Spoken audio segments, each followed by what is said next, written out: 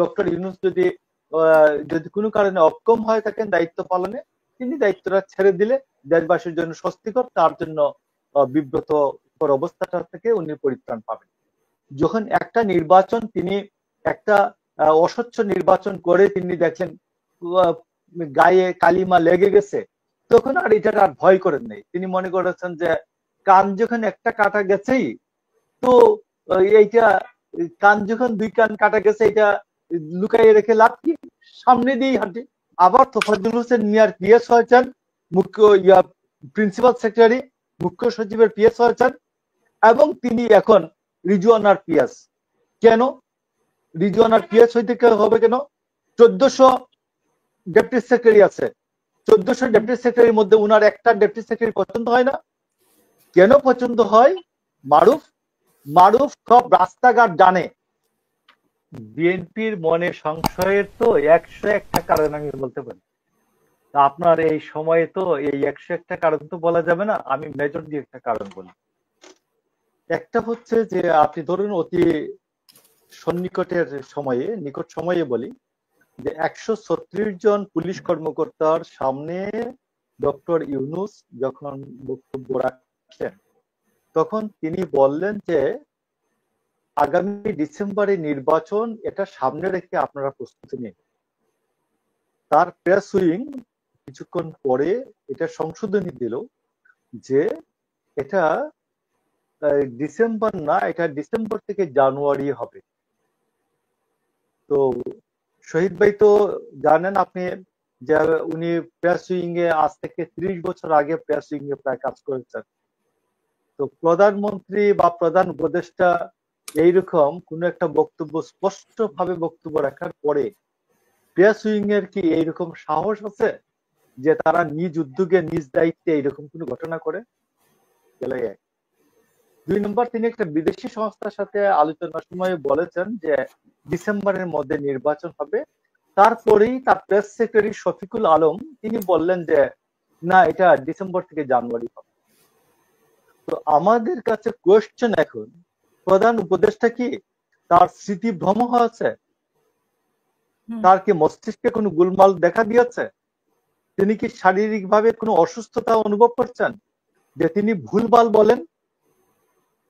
তিনি ভুলভাল বলছেন, তিনি যা বলছেন তার সঠিক নয়, তার প্রেস উইং যা বলবে তার সঠিক।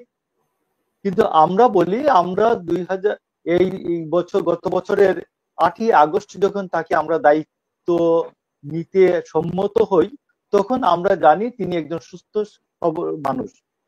তিনি বাংলাদেশের মানুষের যে দায়িত্ব, বাংলাদেশের মানুষের যে স্বপ্ন, এটাকে এগিয়ে নিতে সক্ষম। যদি তিনি অসুস্থ হয়ে থাকেন তাহলে তিনি জানাবেন, দেশ জাতিকে জানাবেন যে আমি অসুস্থ, আমি ভুলভাল বলি, দেন একটা মেডিকেল চেক আপের ব্যবস্থা আছে, তিনি দায়িত্বটা ছেড়ে দিবেন, এই একটা পথ আছে। অথবা তিনি নিজেও রিজাইন করতে পারেন স্বাস্থ্যগত কারণে। কিন্তু প্রেস উইং কে দিয়ে তার উপর যে ফখর দালালি যেটা চলছে, এটা দেশবাসীর জন্য অস্বস্তিকর, এবং আমি মনে করি প্রধান উপদেষ্টা হিসেবে তিনি যে দায়িত্বে আছেন, এই দায়িত্বের জন্য অস্বস্তিকর, বিব্রতকর। তো এই জন্য আমি আপনাকে বলছি যে আজকে যে প্রধান উপদেষ্টার এই বক্তব্যকে আমরা আর এটাকে, প্রধান উপদেষ্টার বক্তব্যকে নির্ভরযোগ্য একটি বিষয় আমরা মনে করতে পারছি না। এই জন্য বিএনপি যে বলছে যে এইরকম, আমি দুদুভাই যদিও বলছেন, একটু দুদুভাই হয়তো এইভাবে কোনো জনসভায় বা কোথাও বলেছেন, কিন্তু আমি মিডিয়াতে হয়তো আমি এইভাবে বলবো না, আমি আরেকটু নরম ভাষায় বলবো যে ডক্টর ইউনূস যদি কোনো কারণে অক্ষম হয়ে থাকেন দায়িত্ব পালনে, তিনি দায়িত্বটা ছেড়ে দিলে দেশবাসীর জন্য স্বস্তিকর, তার জন্য বিব্রতকর অবস্থাটা থেকে উনি পরিত্রাণ পাবেন। নেক্সট আপনার আরেকটা কোয়েশ্চেন হলো যে নাহিদ ইসলাম বলেছেন যে সরকারের বিভিন্ন পর্যায়ে বিএনপি লোকজন বসে আছে। এটাই তো একটা কোয়েশ্চেন, প্রশাসনে বিএনপি লোকজন বসে আছে। এই জন্য আপনাকে তাকে করা যাবে না, এই কি বলে, এই জন্য এই মুহূর্তে নির্বাচনে অংশ নিতে পারবে না এনসিপি। তো আমি আলম ভাইকে শহীদ ভাইকে আমি বলি যে 2013 সাল পর্যন্ত শেখ হাসিনার আন্ডারে কিছু কিছু নির্বাচন করা গেছে,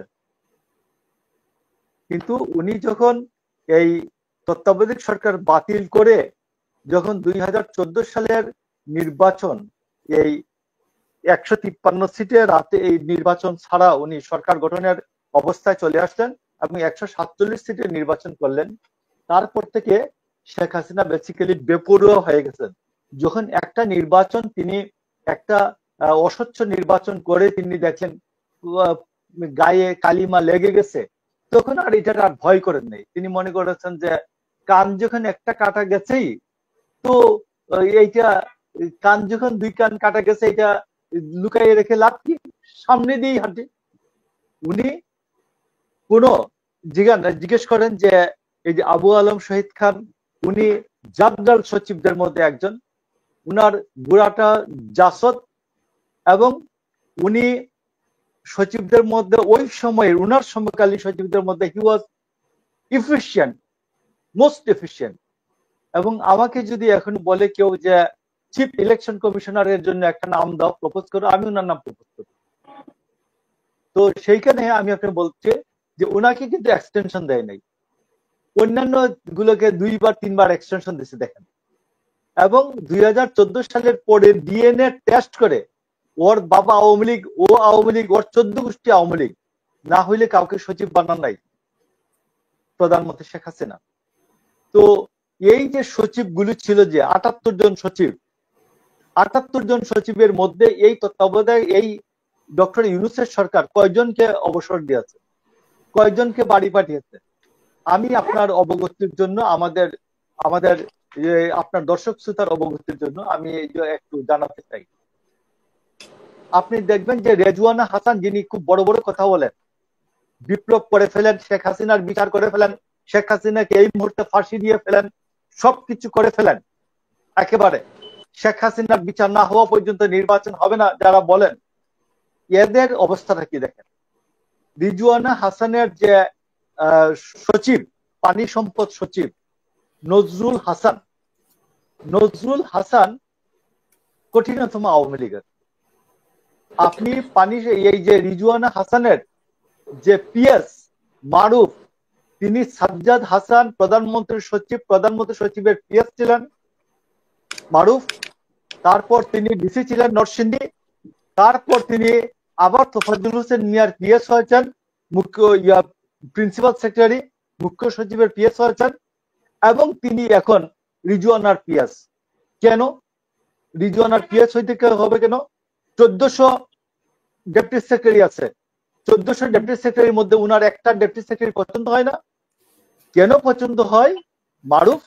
মারুফ সব রাস্তাঘাট জানে, মারুফ মানি ফ্যাক্টরির সন্ধান জানে। তো মারুফকে এই জন্য পিএস রাখতে হবে।